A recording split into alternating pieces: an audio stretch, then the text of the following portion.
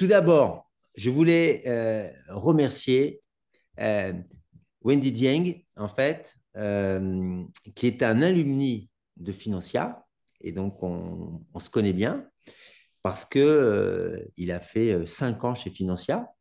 Et donc, je trouvais que c'était une masterclass importante.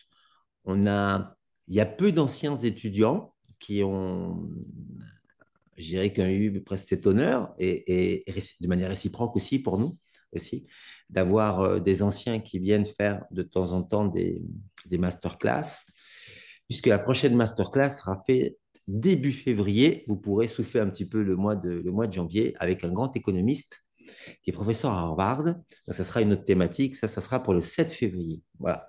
Donc, on l'annoncera bientôt. Néanmoins, ce soir, c'est un alumni de Financia qui a fait tout son parcours, entre autres chez Financia.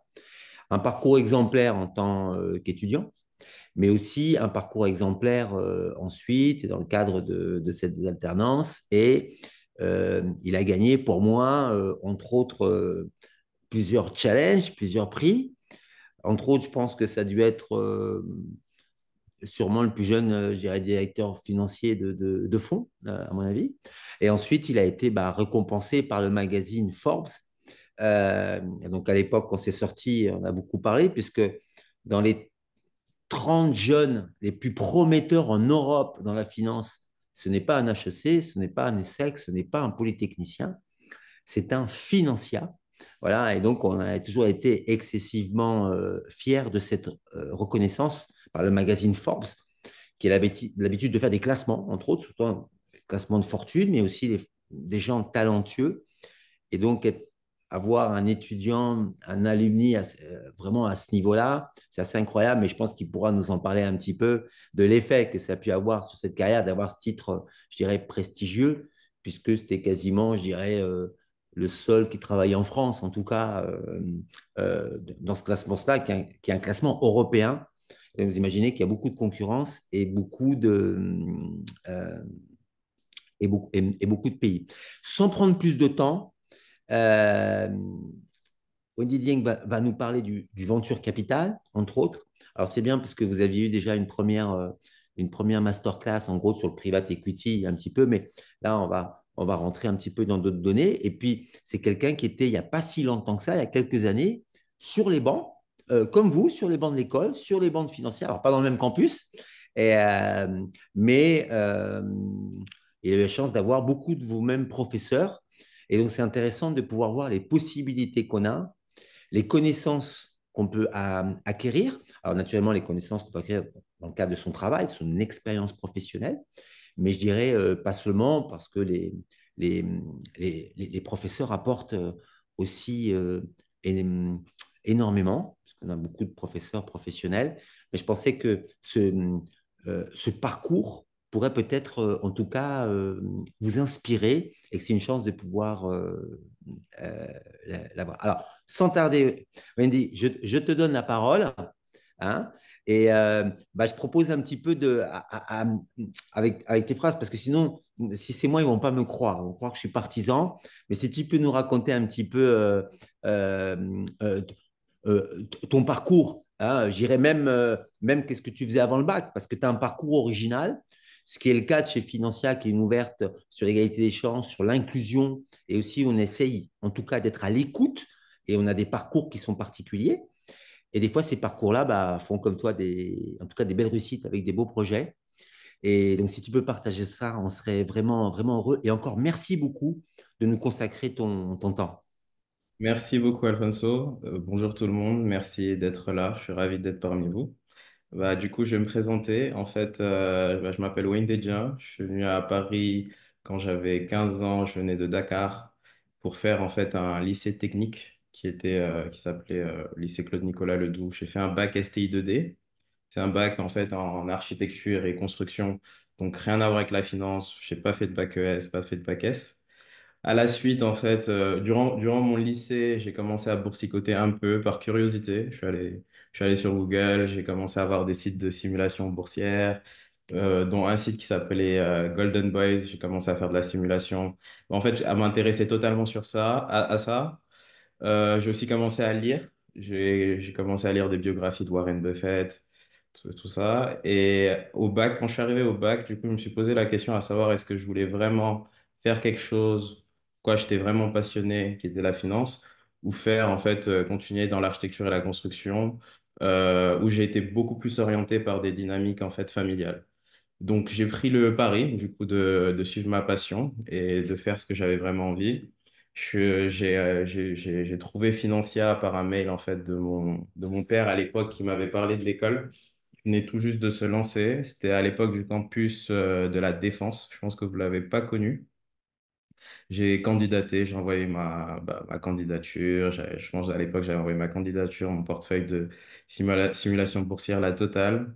J'ai été reçu en entretien, ça s'est super bien passé. J'ai fait toutes mes études supérieures à financière, c'est-à-dire la B1, B2, B3, jusqu'au M2.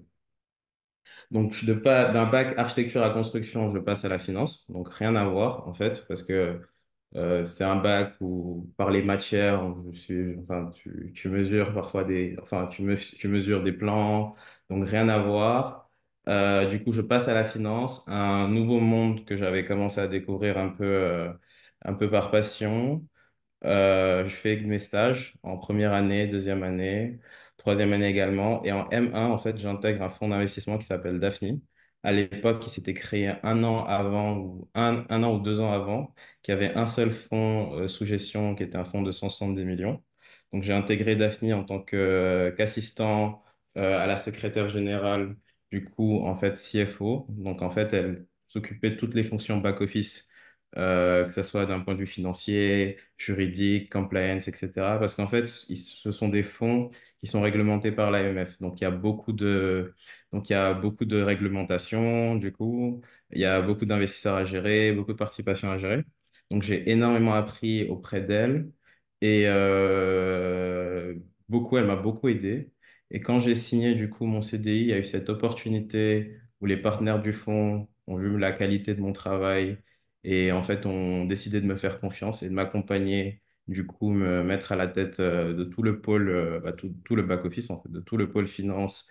Parce qu'à un moment, au début, je faisais finance, relations investisseurs, je faisais quasiment tout. Après, l'équipe s'est un peu plus musclée. On avait toujours un véhicule sous gestion de 170 millions.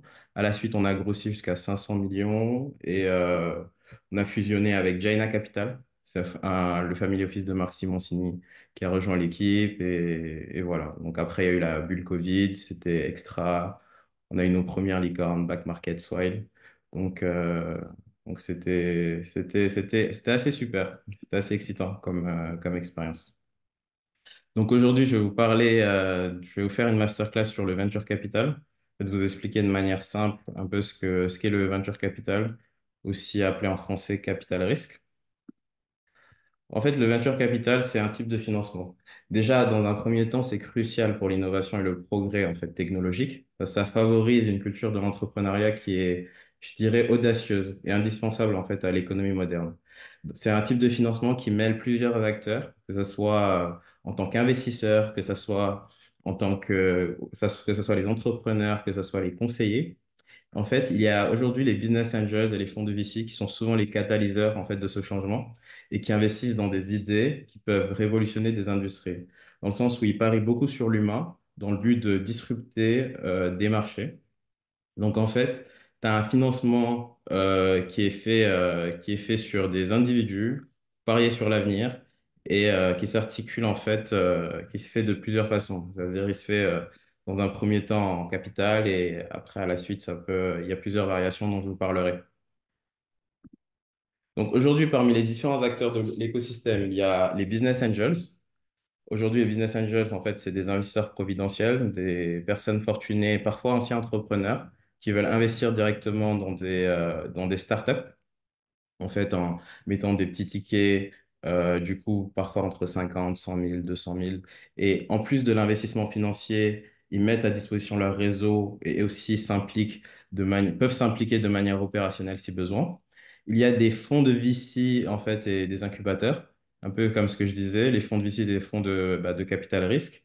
Et eux, ils vont chercher l'argent chez des investisseurs, en fait, type qu'on appelle des limited partners, c'est-à-dire c'est des LP, des investisseurs de fonds, qui vont leur confier l'argent pour une durée qui peut aller jusqu'à 10 ans, mais qui peut être prolongée de 2 ans en plus, pour investir cet argent avec différentes phases, donc une phase d'investissement, une phase de suivi et une phase de désinvestissement. Il y a les incubateurs aussi qui mettent des tickets dans les sociétés et qui leur donnent d'autres outils euh, qui sont plus que financiers. Il y a les fonds de CVC. En fait, c'est des fonds qui sont lancés par des groupes corporate pour en fait rentrer dans cet écosystème tech. Je peux citer Maïf Avenir, Arkea, ce sont des fonds en fait qui investissent directement dans des sociétés, mais qui aussi ont cette casquette de LP, en fait, d'investisseurs de fonds. Il y a les institutionnels, que ce soit la BPI qui a beaucoup soutenu l'écosystème français ces dernières années. Il y a les caisses régionales qui investissent aussi, par exemple, dans des startups parfois en province, des startups qui n'ont pas forcément accès au réseau parisien, parce qu'en fait, c'est le réseau principal pour lever des fonds, mais qui sont quand même intéressantes. Et il y a également les fondations, en fait, qui investissent dans des startups euh, pas tout le temps, mais en fait, ils investissent dans des startups qui sont alignées avec leur vision, en fait, de l'impact qu'ils veulent avoir. Et enfin, pour finir, il y a les entrepreneurs, bah, du coup, qui font, selon moi, cet écosystème, parce que sans entrepreneurs, il n'y a pas d'investisseurs, il n'y a pas de financement. Et les conseillers, qui peuvent être des conseillers en levée de fonds, des conseillers juridiques. Et en fait, il y a tout un écosystème aussi autour de ça. Donc là, il y a un mapping, du coup, je vous ai mis un mapping des fonds VC en France. En fait, c'est un mapping qui est assez ancien, qui avait été fait par Serena. Bon, à l'époque, il y avait quand même Daphne, il y a Jaina qui a fusionné avec Daphne, il y a eu des nouveaux fonds qui sont apparus comme Singular, comme First, comme Galion, comme 2050. Et en fait, il y a plusieurs typologies de fonds. Il y a les fonds qui sont VC purs, il y a les CVC, Corporate Ventures, comme je vous avais indiqué que je vous avais indiqué tout à l'heure. Il y a les fonds VC très tech. Tu as des fonds qui sont spécialisés, que ce soit du SaaS, il y a les fonds comme Kima qui aussi investissent qu'en early, mais avec des petits tickets pour faire beaucoup de volume. Et il y a les fonds régionaux aussi qui soutiennent leur écosystème. Après, il y a d'autres fonds aussi qui sont un peu plus internationaux qui investissent un peu partout en Europe. Donc, les différents tours de financement, en fait, il y a plusieurs tours de financement. Je pense que vous avez déjà entendu parler de ces tours. Ça part de la seed à l'introduction en bourse, entre guillemets. Mais en fait, avant la seed, il y a déjà un premier tour que je n'ai pas indiqué dans cette slide.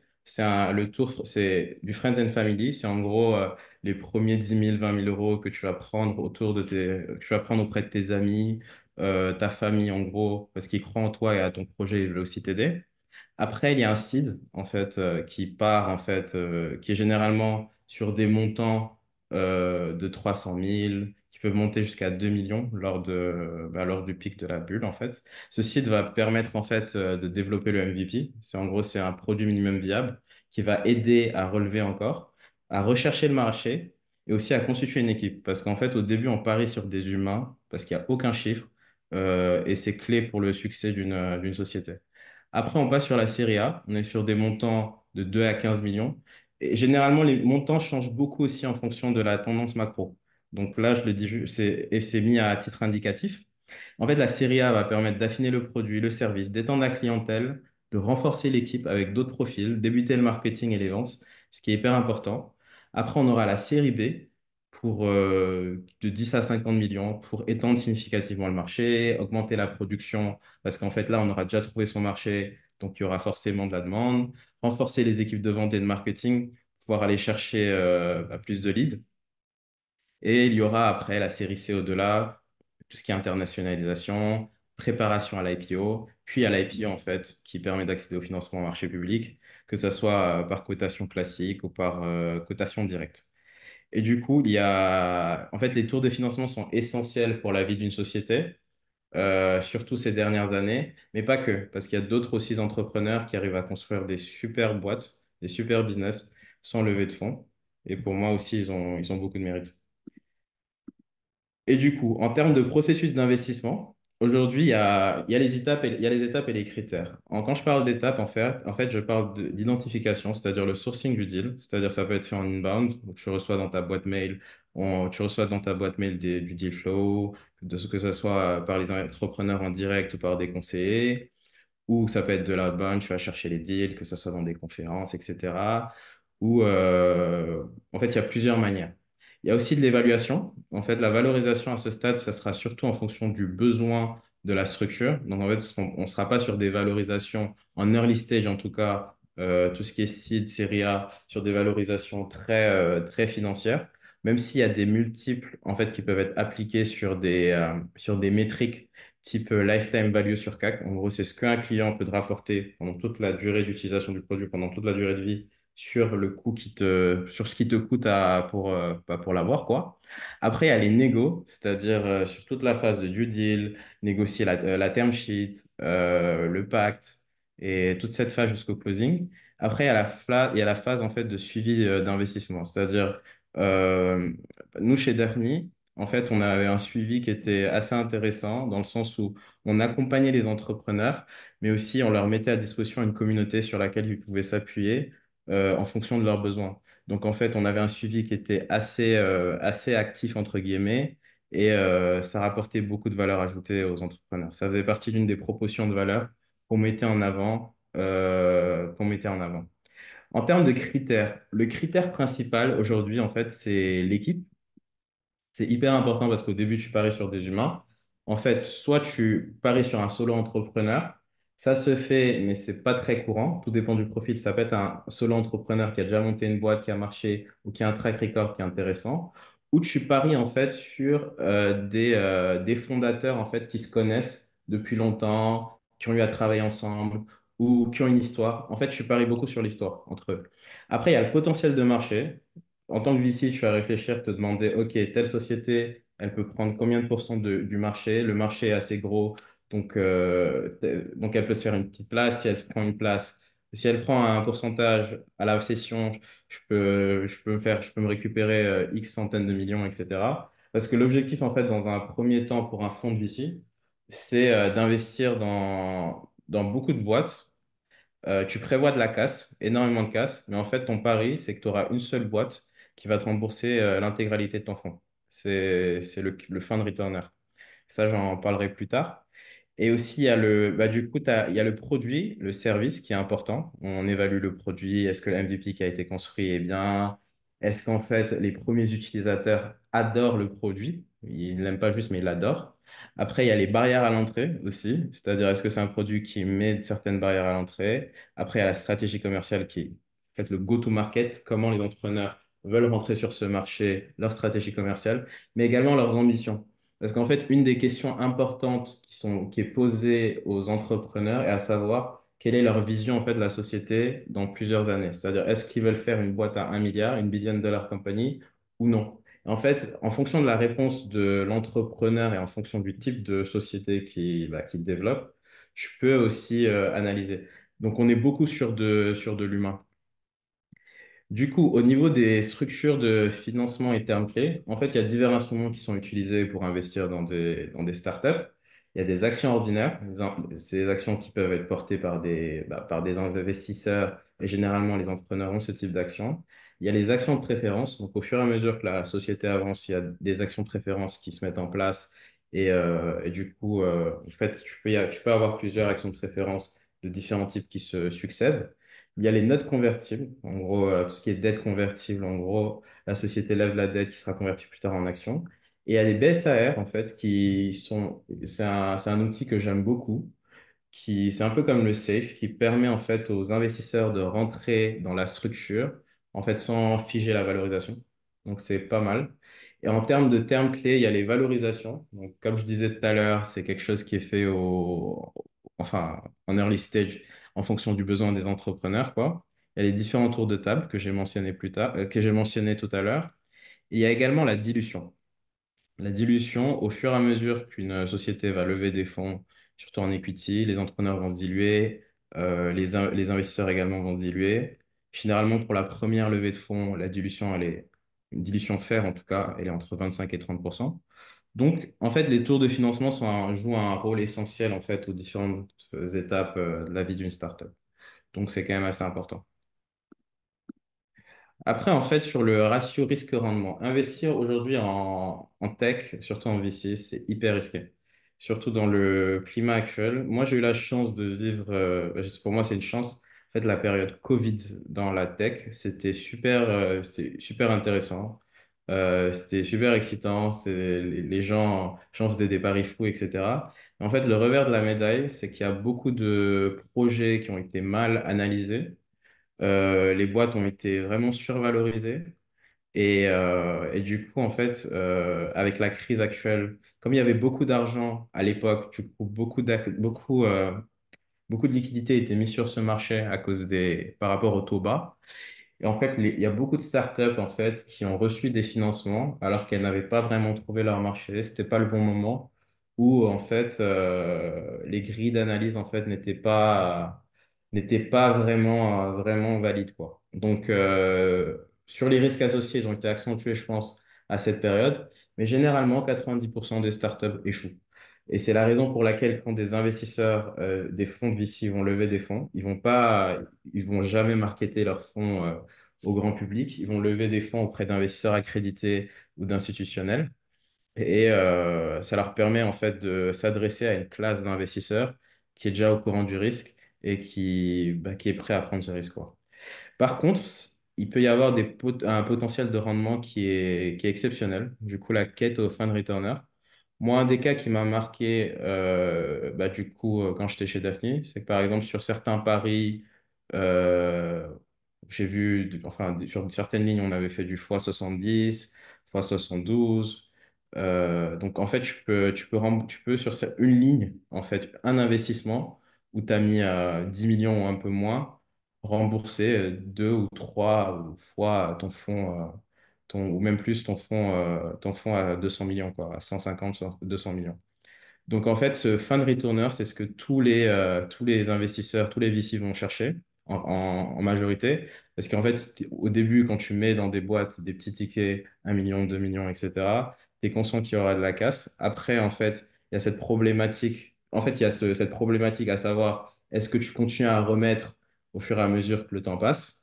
Généralement, il y a des signaux, en fait, annonciateurs qu'une boîte va pas trop bien. C'est-à-dire, s'il n'y a pas énormément de croissance, et que la société a besoin de faire un bridge pour survivre, etc. Donc, il y a clairement le cas des sociétés qui sont sous perfusion en fait, de l'argent du VC, mais qui font pas de chiffres, qui brûlent énormément de cash.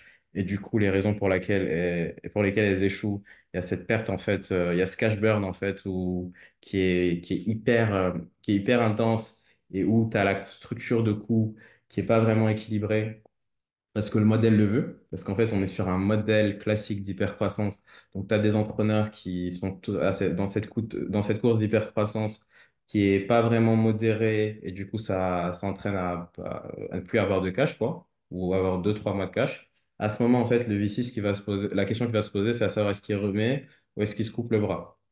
Parce que sur certaines sociétés, sur une société où tu vas faire un x2, x3, euh, même moins, en fait. Peut-être c'est pas la peine de remettre des gros montants. Peut-être tu remets juste histoire de pouvoir trouver une option de sortie qui peut être bien. Mais la plupart du temps, au fur et à mesure que la période de suivi avance, les VC vont se focaliser en fait sur des sociétés qui peuvent faire des gros retours sur investissement. Et en fait, c'est ça la beauté du modèle. Et, euh, et voilà. Au niveau des différentes tendances, en fait, actuellement, il y a quelques tendances qui se dessinent. Il y a l'IA et le machine learning. On n'est pas parlé aussi, mais il y a tout ce qui est quanti, avec des bonnes sociétés comme Pascal aussi qui se développent. En fait, l'IA va continuer, je pense, à transformer de nombreux secteurs, que ce soit la santé, la finance, l'automobile, le divertissement. On en parle beaucoup. Et en fait, avec un accent qui est mis sur le développement d'algorithmes d'apprentissage automatique, avec des sous-domaines, etc. Donc, je pense qu'on n'est qu'au début, en fait, de l'IA. Et la question que les gens se disent, à savoir est-ce que l'IA va remplacer l'humain, je pense que ce sera plutôt complémentaire. Par exemple, dans certains, à un moment, il y avait il y avait une certaine tendance au niveau de la robotique. Je me souviens sur les robots pizza. On avait investi dans une boîte de robots pizza. Ça n'a peut-être rien à voir, mais en fait, à ce moment-là, on se posait aussi la question à savoir est-ce que, par exemple, les robots allaient remplacer les humains. Sauf qu'on s'est rendu compte que c'était totalement complémentaire. Et là, je pense que l'IA, de par sa force, en fait, va être totalement complémentaire avec ce qu'on a à proposer, quoi. Au niveau des technologies vertes, en fait, avec la montée des préoccupations environnementales, en fait, les technologies vertes, elles seront de plus en plus prioritaires. Il y aura aussi les technologies bleues. C'est tout ce qui, ça concerne toutes les technologies qui sont dirigées vers les océans, avec toutes les problématiques de recyclage, etc. Il y a aussi des sociétés qui se développent comme Sweep, en fait, qui essaie de traquer le carbone. Il y a aussi Pebble. C'est une société qui est dans les Nordics aussi, qui a développé une technologie, je pense, pour capturer le carbone et le transformer. Donc, en fait, c'est des technologies qui vont continuer à se développer par rapport au réchauffement climatique, par rapport au moment actuel. Et aussi, au niveau de la santé numérique, je pense que c'est une tendance qui est grandissante déjà depuis le Covid. Ça a accéléré l'adoption avec la télémédecine. Il y a eu des sociétés comme Doctolib qui sont devenues des licornes. Et aussi avec les wearables, c'est-à-dire tout ce qui est monde connecté, type Weavings, etc. Et je pense en fait que c'est complémentaire typiquement avec l'IA. Par exemple, pour le diagnostic personnalisé, la médecine prédictive et les traitements sur mesure. Après, en fait, au niveau des challenges du coup du VC, je pense qu'il y a plusieurs défis actuels, que ce soit la survalorisation, parce qu'en fait, on était entré dans une euphorie en 2020 où les fonds avaient énormément de liquidités par rapport au taux bas, du coup, investissaient massivement.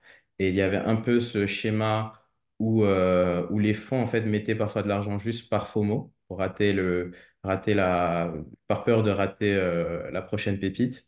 Il y a aussi un phénomène qui a été intéressant, je pense, c'est une bonne étude, c'est celui des Last Mile Delivery, tout ce qui est Flink, Gorillaz, en fait, c'est des sociétés qui ont levé énormément d'argent pendant le Covid et pendant cette bulle tech. Mais actuellement, t'en as plein qui sont allés au tapis, d'autres qui ont essayé de se consolider avec les autres, etc. Donc en fait, c'est des sociétés qui n'avaient pas vraiment de structure de coût, qui crament énormément de cash et qui étaient survalorisées. Donc pour moi, sur toute la période 2020, 2021, et ça avait commencé un peu avant, il y a beaucoup de vintage de fonds en fait qui se retrouvent avec des lignes vraiment, vraiment survalorisées. Et du coup, la conséquence de tout ça, c'est que les sociétés ont beaucoup d'argent, donc saturent les marchés, investissent massivement, et du coup, ça augmente le coût d'acquisition. Si vous vous souvenez, je vous en avais parlé juste avant. Donc en fait, le coût d'acquisition client augmente, les sociétés crament plus, les marchés sont saturés, il y a beaucoup de solutions, les consommateurs savent plus où tourner de la tête, etc. Et après, il y a l'allocation des fonds. En fait, avec la crise, à un moment, beaucoup d'investisseurs ont demandé aux fonds de ralentir leur investissement. Donc, on se retrouve avec des fonds qui ont énormément de dry powder. Dry powder, en fait, c'est des capacités d'investissement, en gros, pour investir, quoi. Donc, c'est-à-dire, c'est des fonds qui ont parfois du cash, qui placent bien sûr en bon pour éviter d'avoir du cash qui dort, ou des fonds qui n'ont pas totalement appelé leurs investisseurs, mais en fait qui ont toujours des grosses capacités d'investissement. Donc ils ne savent pas trop quoi faire, parce qu'on se trouvait sur un marché qui était survalorisé.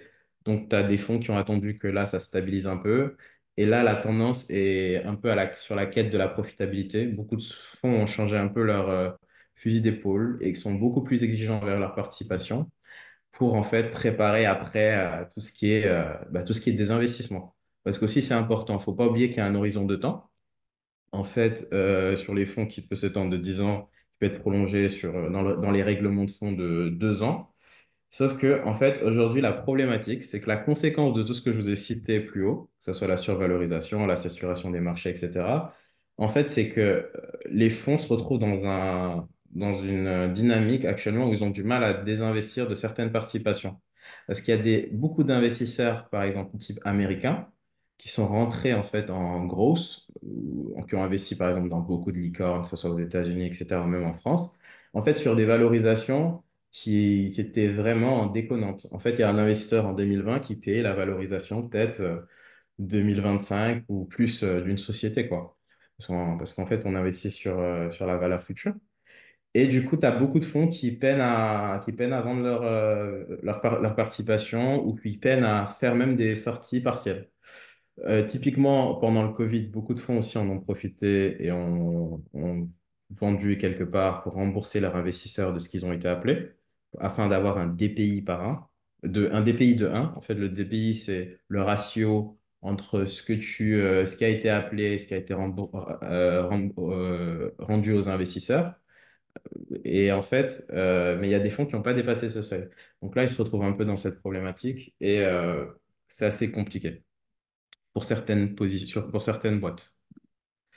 Donc en fait, l'impact du venture capital sur l'économie, selon moi, a été quand même assez positif sur plein de secteurs parce que bon, ça favorise l'innovation, ça joue un rôle central dans la création d'emplois. En fait, parce qu'une boîte, quand elle va lever des fonds, c'est pour aussi recruter de nouvelles personnes.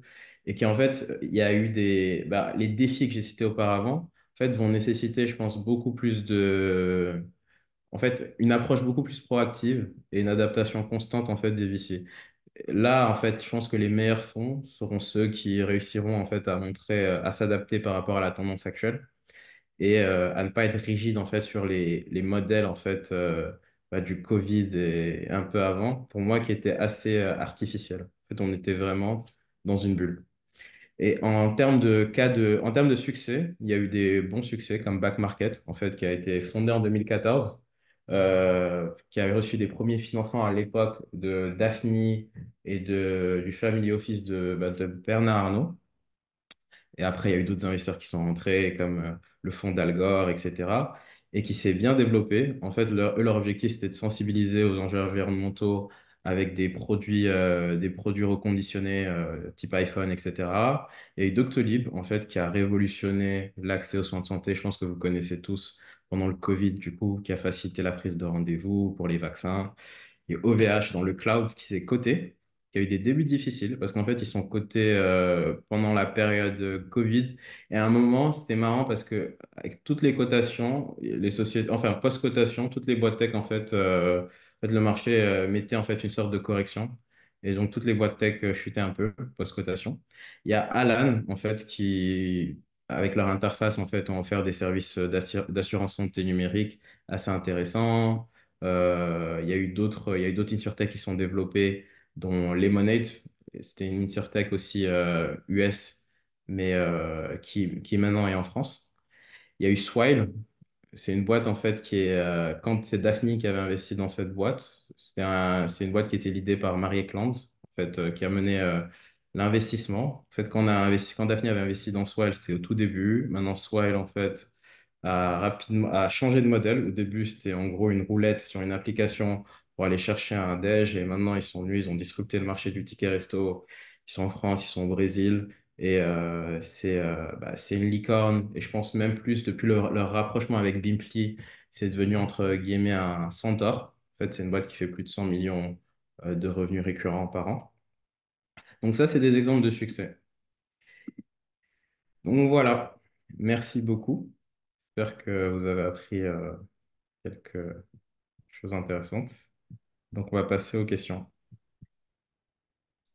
Merci beaucoup pour ta présentation. Je dirais pour ta présentation euh, euh, euh, très complète. Ils sont toujours un peu timides de questions. Donc, c'est moi qui vais ouvrir le bal, gérer le bal des questions. Euh, Après un poste, je dirais, dans un fonds, entre autres, private equity, qui a connu une croissance importante, hein. Et donc ça, je pense aussi, c'est l'opportunité d'avoir dans des structures, lorsque tu es rentré, elle était assez jeune, entre autres. Donc, je pense que ça a aidé à une évolution. Euh, Est-ce que tu peux nous parler aujourd'hui de ta casquette, entre autres, entrepreneur, puisque, fort un petit peu de ton expérience, euh, on en a pu discuter ensemble et j'invite à tous nos alumni qui veulent entreprendre à qu'on puisse échanger. Bon, j'ai ma petite expérience, hein, j'ai dû dépasser les 100 financements à l'époque, je faisais énormément ça. Est-ce que tu peux nous parler de ton projet personnel d'entrepreneuriat, euh, sans peut-être dévoiler les secrets euh, auxquels tu comptes y aller, mais comment tu prends? Parce que c'est une autre étape. L'entrepreneuriat dans la finance, c'est quand même très particulier. On en parle beaucoup dans la tech, mais moins vraiment dans la finance pure. Et donc, je voulais avoir ton opinion sur ça. Effectivement, bah, merci. En fait, ce que j'ai fait du coup, après Daphne, c'est un peu la partie 2 du coup de mon parcours. Après Daphne, j'ai quitté Daphne en fait, laissant mon caride, parce qu'en fait, laissant tout ça, sur toutes les parts, tout ce qui était hyper intéressant, j'ai tout laissé pour prendre ce pari, de me lancer dans l'entrepreneuriat. En fait, je l'ai fait en deux étapes. Dans un premier temps, en fait, je me suis dit que j'allais me laisser le temps de savoir quels seraient mes next moves. En parallèle, du coup, j'ai lancé une boîte de consulting où je travaille sur des projets à impact, en fait, que ce soit en termes de, où je fais du conseil financier, etc., ou si je structure et crée carrément des projets internationaux, que ce soit en Europe, en Afrique. Je travaille avec des fonds d'investissement, dont le fonds 2050. Je travaille avec le joueur de foot Edouard Mendy, qui était à Chelsea et qui est maintenant à Al Ahly. On travaille beaucoup sur un projet à impact au Sénégal qui sera annoncé l'année prochaine. Je travaille avec des autres associations en Afrique, je travaille avec des agences gouvernementales aussi. Donc en fait, ce projet, c'est un projet qui est très, en fait, c'est du conseil, donc c'est intellectuel, c'est pas, il n'y a pas de produit, c'est pas encore c'est pas vraiment une entreprise. Et donc là, mon next move, en fait, c'est un projet sur lequel je travaille actuellement et sur lequel je suis en train de rentrer en levée de fonds, serait de lancer en fait un fonds d'investissement pour profiter de la tendance actuelle et racheter des actifs en fait technologiques rentables, mais bootstrappés en fait. Et il y a eu pas mal de succès à l'étranger sur ce segment, mais pas beaucoup en Europe.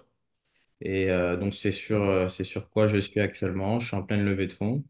Et voilà, quoi. Donc, l'entrepreneuriat, c'est jamais facile. Faut toujours persévérer. Et en fait, ce qui est marrant, c'est que le process, en fait, pour avoir une idée est assez long. Dans le sens où, quand je dis je me suis donné un an, c'est que je me suis vraiment donné un an en parallèle du consulting que je faisais, des gens avec qui je travaillais. En fait, pour vraiment bien ficeler mon idée et pour arriver en fait à un aboutissement sur lequel j'ai vraiment confiance et je pense que c'est le bon projet pour le marché actuel. Et donc avec plaisir pour en discuter plus en détail après cette masterclass.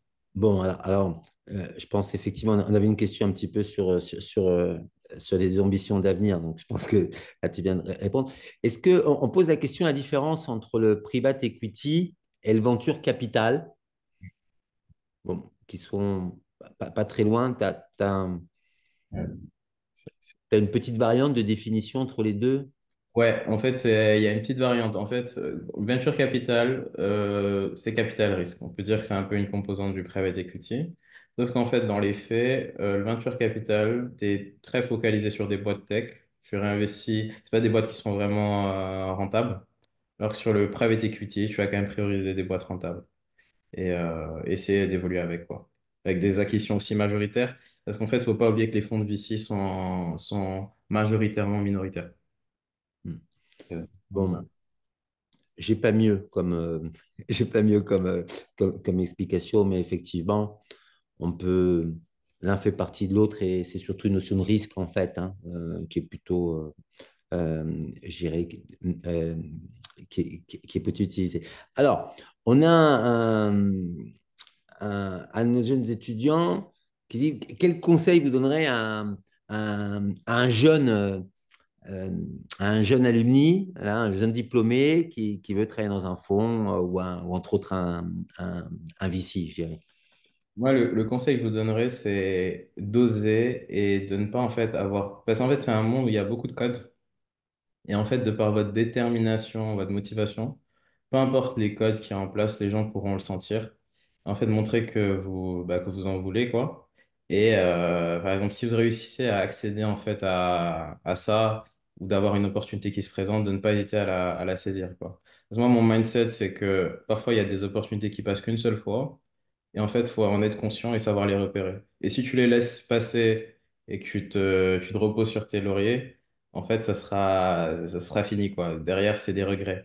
Donc, en fait, il faut pas hésiter vraiment à saisir les opportunités. Ne vous fixez pas, comme j'avais dit dans une vidéo, des freins mentaux. C'est pas parce que tel étudiant a fait HEC ou ESSEC ou Sciences Po, etc., qui est mieux que vous. Loin de là. Donc, généralement, c'est vraiment à force de travail que vous pouvez obtenir ça. et aussi ne pas hésiter à être curieux et à tenter. Par exemple, je vais vous donner une anecdote. Moi, quand j'étais chez Daphne et que j'étais en CFO, je ne me suis pas limité qu'à ça. J'ai aussi investi dans des sociétés avant leur cotation en bourse, dont une InsurTech, dont les monnaies que j'avais citées tout à l'heure. J'avais investi, ça a plutôt bien marché. Parce qu'en fait, mon mindset, c'était OK, là, je suis CFO, je sais comment un fonds marche, je sais comment il se structure, comment gérer des investisseurs, etc.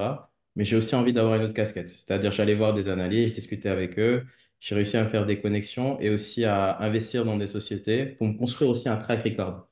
Du coup, n'hésitez pas à avoir une double casquette, à tenter, à oser et voilà. Donc, c'est l'audace, quoi.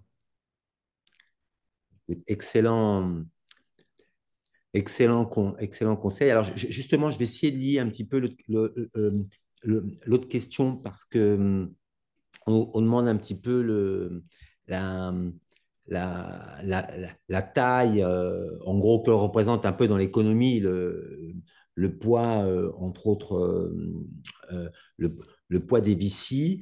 Et je vais essayer de faire un petit peu une liaison sur le poids. Bon, dans le private equity, on a différentes structures de tailles très différentes. On a des private equity qui sont très gros, qui sont énormes, qui sont presque structurés comme une grosse société. Mais la plupart des private equity sont des petites équipes, en fait, hein. Une dizaine, entre autres, très agiles, spécialisées dans des thématiques, dans des domaines, qui ont des process, entre autres d'investissement. Donc, par exemple, je prends le cas d'Ardian, par exemple, c'est pas la même chose qu'un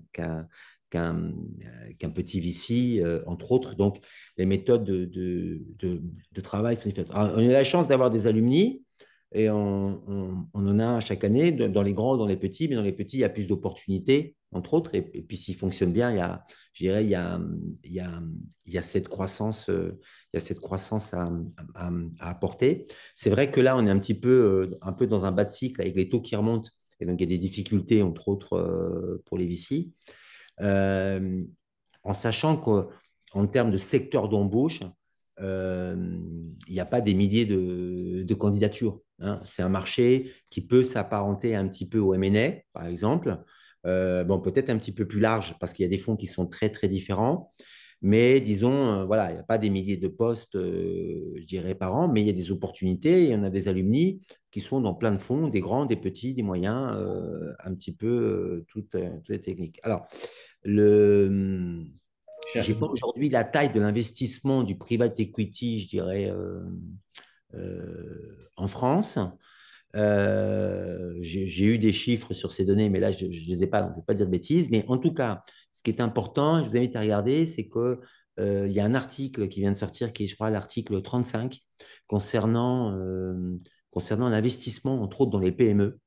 Parce que ce qu'on a aujourd'hui, ce qu'on rencontre, c'est que les large caps, les grosses sociétés, en réalité, n'ont pas de problématique de financement, que ce soit essentiellement par la dette bancaire au taux de l'investissement en règle générale. Ce n'est pas un souci parce qu'il y a énormément de liquidités un peu partout. La difficulté aujourd'hui, c'est vraiment de comment financer les petites et moyennes valeurs, entre autres. Donc les PME, les ETI, entre autres.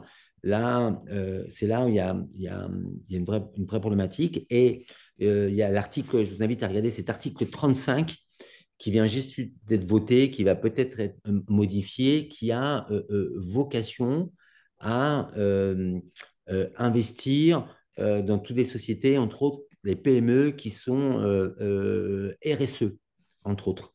Donc, ça aussi, en termes de perspective, je pense à tout ce qui est ISR, la green finance, de s'y intéresser parce que il y a sûrement il y a des nouveaux postes qui sont en train de créer d'analystes financiers qui sont capables d'analyser entre autres l'impact géré des sociétés.